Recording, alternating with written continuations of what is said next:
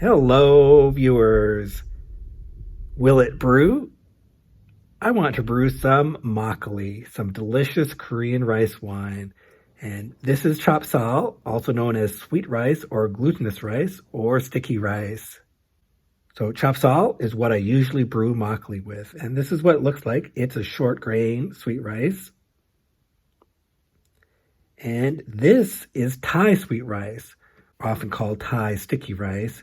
It is long grained. But both of these kinds of rice are sweet rice. They are opaque when raw. They're completely white and opaque. So let's see if this Thai sweet rice will make good tasting rice wine. What will happen? Will it brew? So that's today's video. If you like this video, please click that like button and subscribe. Click the bell to be notified when I publish a new video on the subject of rustic Asian rice wine every week. And please share this video wherever it is appropriate. I appreciate your help in spreading the word about this delicious rustic Asian rice wine. So thank you for that. So let's brew. So I'm going to do a side-by-side comparison. This is day 0, and I'm going to start with 1 kilogram of the short grain sweet rice, the chapssal that I usually brew with. And here's the Thai sweet rice. Take a look at the back of the package.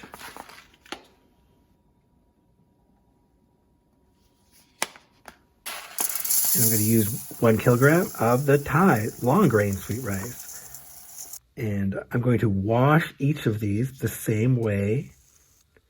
I'll wash them gently and rinse repeatedly. So I'm just letting the water flow over all of the grains of rice. I'm not crushing the grains. I'm washing so that was the short grain, the chapssal, and here's the long grain Thai rice. And I washed that the same way. So the reason I show you all these steps, for one thing, washing the rice is important. It's a good thing to do, but also so that you can see that I'm treating these two kinds of rice the same. So I'm going to soak both of these for 3 hours. And then I'm going to rinse it off one last time and then let it drain for half an hour. First, I'm doing that with the chapssal here.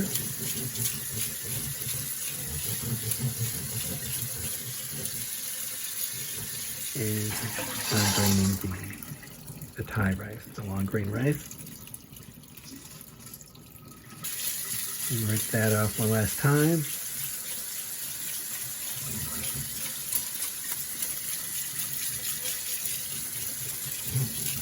Okay, so now that's going to drain. So that's draining for 30 minutes, and I do a comparison here. So after soaking for 3 hours, both of these kinds of rice absorb almost half their weight in water. The long grain rice seems to absorb just a small amount more water, but it's only a small difference here. So let's steam this now. So I'm going to steam these the same, and I'm going to steam both of them at the same time in the same steamer in 2 separate wet cheesecloth. This is sturdy cheesecloth. And I place both of them in the steamer, but wrapped separately.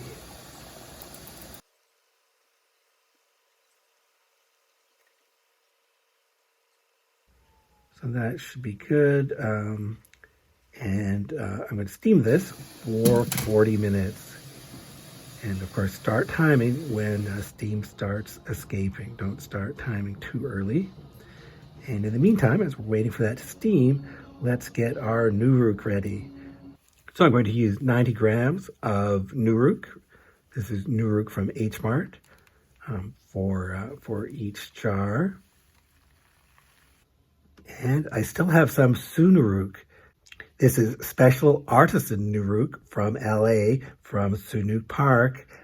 Please see these 2 earlier videos for more Sunuruk brewing fun.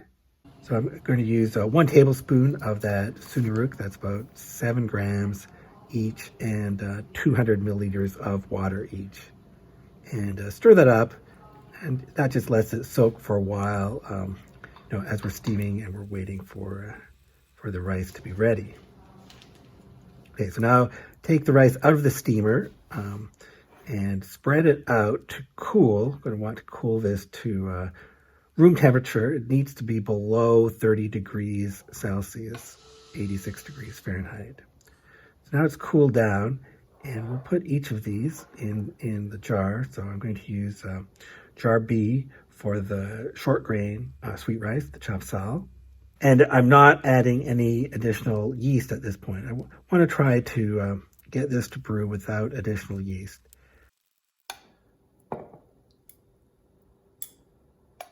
And I'm adding 800 milliliters of water to each jar, so that's 1 liter in total for each jar. All right, and I mix by hand, make sure all the grains of rice are separated. Feel the texture, it's good. So that's the chapssal. And keep the lid loose. And now here's the Thai long grain sweet rice. Let's put that in jar C here and add the Sunuruk mixture and the 800 milliliters of water. So 1 liter of water in total. So same recipe for both of these, only difference is the kind of rice. And mix that by hand again. Everything feels good. All right, now we can let these brew. Put these in a place away from sunlight, so I put in the cabinet. Now, one thing I want to tell you is that the jars are slightly different sizes. Jar B is 3.4 liters, jar C is 3.1 liters. That's why you're going to see the level of liquid in these jars are slightly different. So this is day 1. It's absorbed all the water, so let's listen carefully.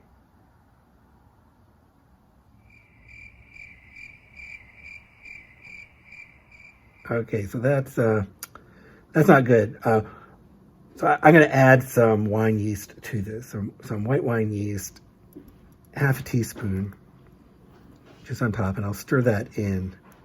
It's already been 12 hours. I should hear some bubbles by now, and I didn't, so I'm not going to wait any further. I'm just going to add the wine yeast, make sure this is going to ferment. Now on day 2, right when I open it, I can tell it's working because I can hear the bubbling. I can hear the bubbling already, so it is fermenting now. It is more reliable to add the wine yeast. Yeah, look, feel this texture now. Stirring it is easy now. There's a lot of liquid, and they both seem to be the same texture. It does look like jar C has a bit more liquid. We'll see that comparison more later. It's pretty damp on top. Texture, I'm stirring twice a day for the first 3 days here. Texture is even softer, easy to stir. And the Thai sweet rice, the rice grains are breaking down faster, it seems. Yeah, do that comparison. Rice grains are breaking down faster in jar C. Jar B still has that liquid layer in the middle, but jar C has become more uniform with the broken down grains of rice falling to the bottom and filling the entire jar. I'm hearing this fermenting well, but let's do the match test. This is another way to compare both of these. Okay, both of these, the match goes out. So that means we need to continue. Day 9, I'm still hearing it bubbling. I don't need to do the match test today. I know they're both fermenting. But now on day 10, now they both look sort of uniform. Let's do the match test again. Okay, jar B goes out, and jar C, it does not go out. So that might mean I should bottle soon. I want to do this. Let these brew for the same length of time. Day 11, Yeah, let's do the match test again on day 11. Okay, now jar B does not go out, and of course jar C does not go out. So let's bottle it today. So boil my filter bag, and let's bottle jar B here. That's the short grain sweet rice, the chapssal. Let's bottle that. Pour it through the filter bag. That's always fun. And squeeze that. Now I'm using my finest filter bag here. This is, I think, an 80 micron filter bag. So it does take some effort to squeeze and go over it, squeeze it over and over again, but it wasn't too hard to get most of the liquid out. And there's 262 grams of jjigae left over. And let's get that delicious undiluted makgeolli into the jars. That's called wonju, and I'm going to put the jjigae back in the filter bag for my bonus bowl. I'm going to add 200 milliliters of water to that and really massage that in the liquid. I'm trying to get as much out of the jjigae as possible, and the weight of the jjigae goes down to 228 grams. So we got 34 grams additional extraction. That's my bonus bowl. And that's real makgeolli right there. Now let's pour jar C through the filter bag, Thai sweet rice, the long grain, and so that goes exactly the same.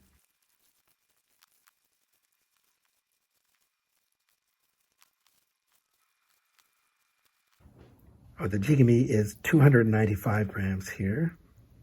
The reason I like bottling wonju is that it lasts longer in the fridge undiluted.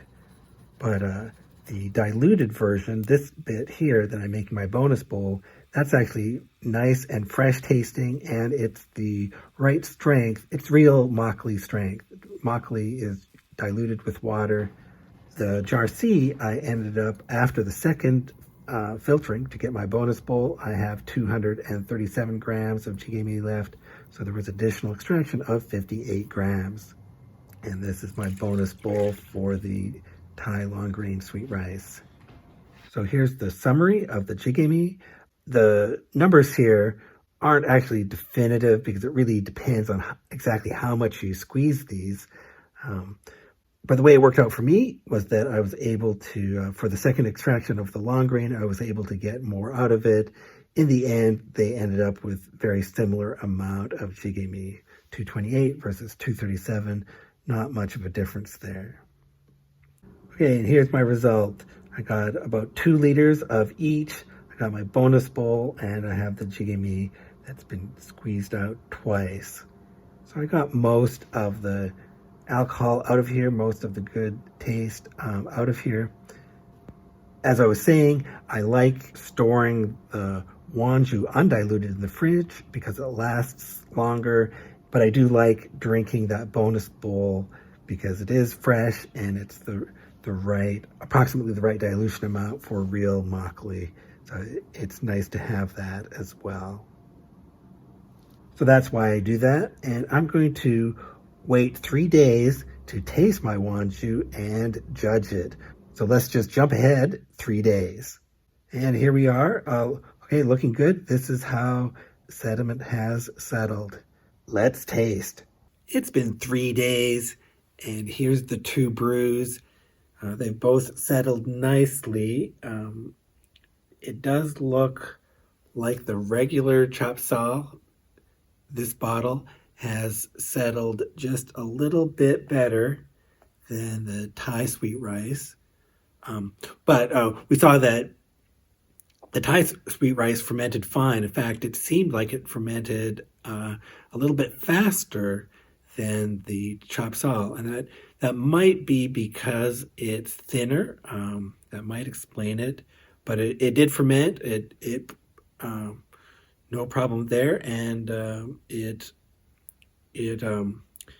is settled nicely, and they're both a bit cloudy right now. So what I'm going to do, I'm just going to drink this. First, I'm going to drink it undiluted, and then I'll dilute it with some water and drink it that way. I won't try to drink the Changju this time because it is a bit cloudy. I don't think it's ready yet.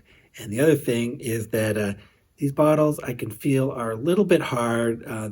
There might be some carbonation in here that's going to mix these up anyhow, whether I like it or not. So I'm going to drink it mixed together and undiluted first. So that's Wanju, and I'll drink that first. So let's do that. Okay, so here's the makgeolli brewed with the regular chapssal, like I usually do. So that's the baseline.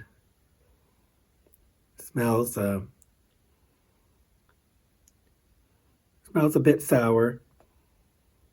I smell the alcohol and some citrus flavor, some citrus aroma.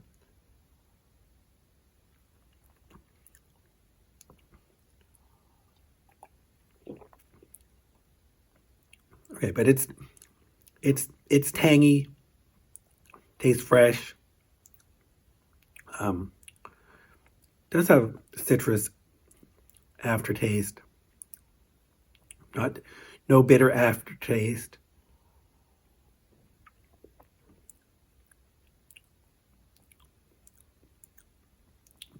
And maybe some lactic aftertaste too. So normal brew.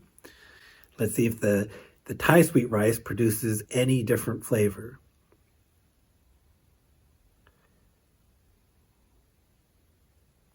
So the aroma might be less sour.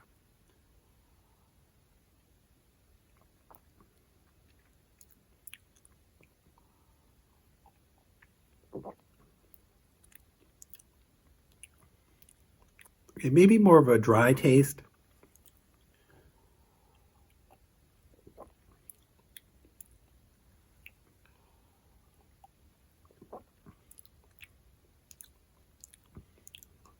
Okay.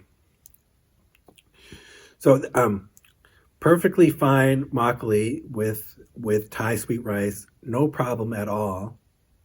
Fermented fine, tastes good. It does taste a little drier and less sour. So the regular chapssal does seem a bit more intense flavor overall. I'm drinking both of these undiluted right now. So the difference in flavor is subtle, but I would say that the Thai sweet rice produces a slightly less robust flavor. But if I didn't have this to compare with, there's nothing wrong with it at all. Nothing wrong with it at all. I'm going to add some water to both of these and taste again, maybe bring out some additional flavors. So I've diluted both of these approximately to makgeolli strength, basically equal part water to Wanju. And let's taste again.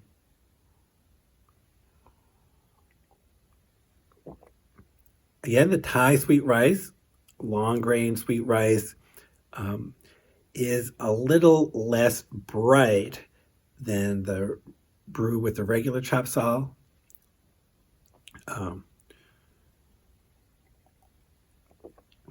Not as sharp or intense.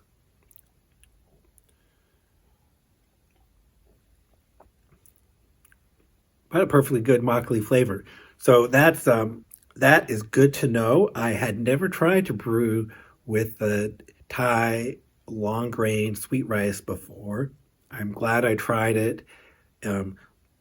Some people might find it easier to find the Thai sweet rice in the supermarket rather than the Korean style chapssal, the short grain sweet rice. So if that's what you find, you can certainly brew with it. That's the conclusion here. You can definitely brew with Thai sweet rice.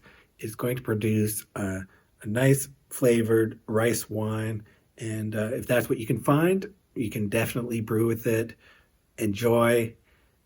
There are a lot of kinds of rice out there, so please let me know in the comments, what kinds of rice have you brewed with? How did it turn out?